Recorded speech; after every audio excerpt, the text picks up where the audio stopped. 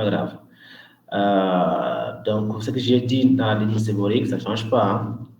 La dermite séborrhéique, c'est une inflammation de la peau qui siège au niveau des zones séborrhéiques, que sont le cuir chevelu, la région médio-faciale, la face antérieure du thorax, la face postérieure du thorax, et parfois au niveau inguinal. C'est une inflammation qui est le plus souvent sous-tendue par une atopie, si bien que la dermite séborrhéique est parfois un signe promonitoire de la dermatite atopique. D'accord? Et il y a également que le Malassezia furfure, qui est une levure impliquée dans la survenue de la dermite séborrhéique. C'est pourquoi son traitement fait usage d'un antifongique local et d'un dermocorticoïde. Parce qu'il y a inflammation dermite et infection due à Malassezia furfure. C'est pourquoi on utilise un dermocorticoïde pour l'inflammation et un antifongique local pour traiter l'infection à Malassezia furfure. Ça se manifeste par des lésions érythémateuses et le plus souvent hypochromiques, un peu blanchâtres, c'est pas blanchâtre, mais décolorées, hein, finement squameuses. Au niveau du cuir chevelu, les squames peuvent déborder la lisière, arriver jusqu'au niveau du front, mais également ça peut siéger au niveau des autres sols séborrhéiques. En résumé, c'est ça la dermite séborrhéique, pas plus que ça. S'il n'y a pas de questions, on se dit au revoir et mon numéro est avec Yacine et mon mail. S'il y a des questions, vous pouvez m'envoyer un message mail, je vous répondrai dès que possible.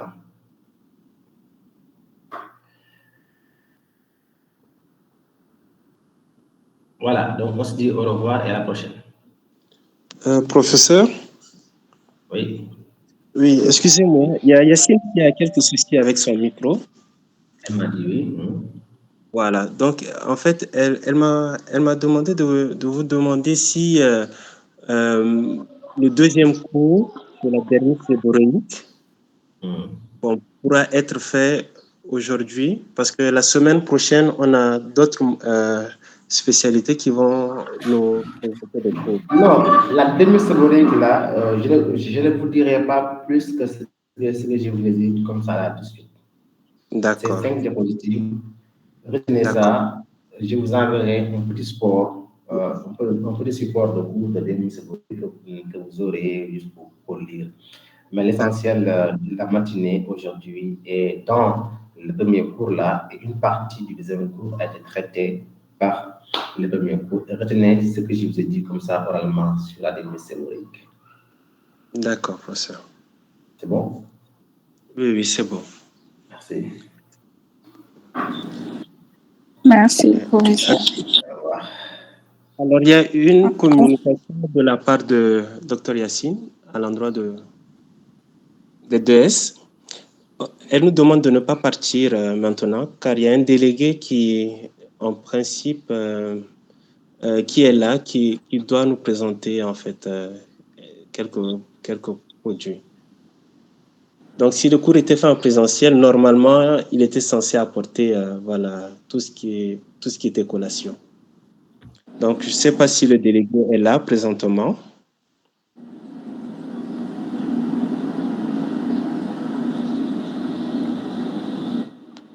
Donc, si vous pouvez juste patienter quelques minutes. Excuse-moi, Rodrigue. Oui. Rodrigue, on a encore cet après-midi. Je vais voir avec Yacine. Ouais, parce que dans le programme, je vois que c'est uniquement le matin. Elle dit que non, on n'a pas cours. On n'a pas cours, d'accord. Bon, ouais, ok, ouais, merci. D'accord.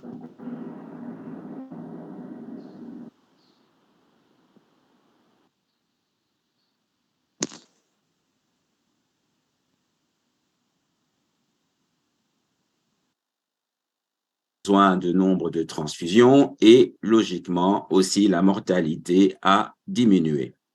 Nous avons aussi observé, puisque nous sommes en train de faire justement le Doppler transcrânien systématiquement chez ces patients, on a observé que chez ces patients, nous avons un nombre plutôt réduit de patients qui présentent un Doppler transcrânien pathologique, ce qui fait que aujourd'hui, on pense que l'hydroxychloroquine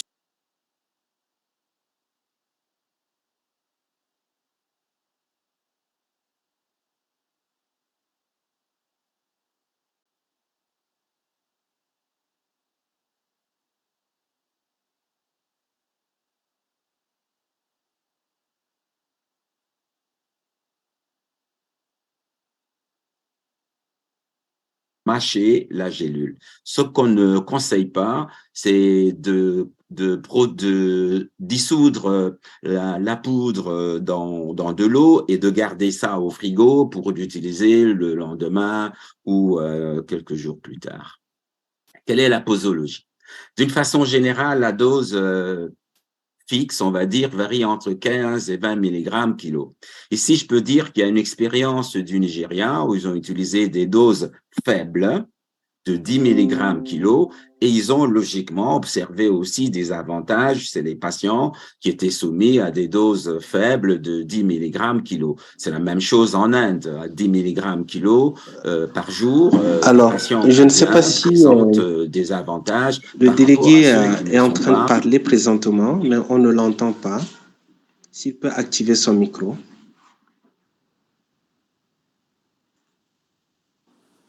Bonjour tout le monde. Bonjour. Désolé de ce petit décalage. Je n'avais pas eu le retour de Dr Yacine. D'accord. Merci de nous accueillir parmi vous. Également, certainement. Une chose, c'est que l'enfant, comme il grandit, donc son poids change. Il faut adapter la posologie quotidienne aussi à l'augmentation du poids de l'enfant. Quels sont les bilans que l'on fait en routine pour le suivi des patients qui sont soumis sous hydroxurée? De façon générale, nous faisons un hémogramme complet une fois chaque 2-3 mois. Bon, certains le font chaque 6 mois, mais dans notre contexte où nous avons la malaria, on a d'autres infections, on a pas mal de choses, nous préférons vraiment contrôler l'hémogramme chaque 3 mois. Et puis, pour ceux qui peuvent le faire, c'est faire le dosage de l'hémoglobine F. C'est pas indispensable, mais le dosage de l'hémoglobine F permet de rassurer le médecin, permet de suivre aussi l'évolution, l'impact de l'hydroxurée chez le patient qui prend régulièrement son produit. Justement, quels sont les petits trucs qu'il faut connaître pour vérifier si le patient prend régulièrement son hydroxurée? D'abord, c'est l'évolution clinique.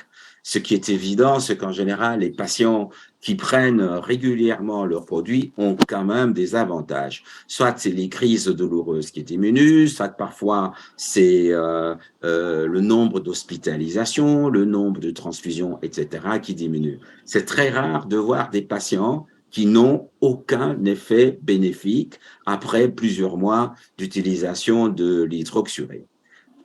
Un autre moyen pour vérifier, c'est voir les paramètres de l'hémogramme. Dans l'hémogramme, c'est le volume globulaire moyen qui permet quand même de voir lorsqu'il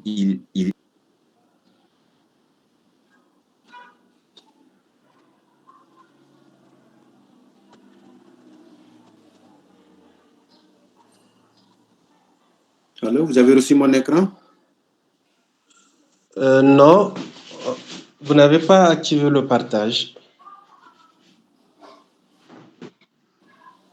La diminution des réticulocytes, mais on observe une augmentation du taux de l'hémoglobine et du taux de l'hémoglobine F.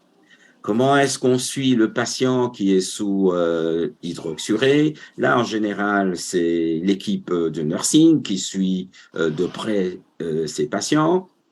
Sur la prise des médicaments, nous travaillons avec des enfants, donc on leur conseille de prendre cela à un horaire fixe. C'est une prise quotidienne. Là, il faut insister. Il ne faut pas prendre l'hydroxurée en 2-3 prises par jour. C'est vraiment une prise quotidienne. En général, c'est en présence d'un adulte. Souvent, c'est la maman. ou bien c'est le grand frère, ou bien encore quand on a les ados, c'est l'adolescent qui prend tout seul son produit. Alors justement, chez ces adolescents,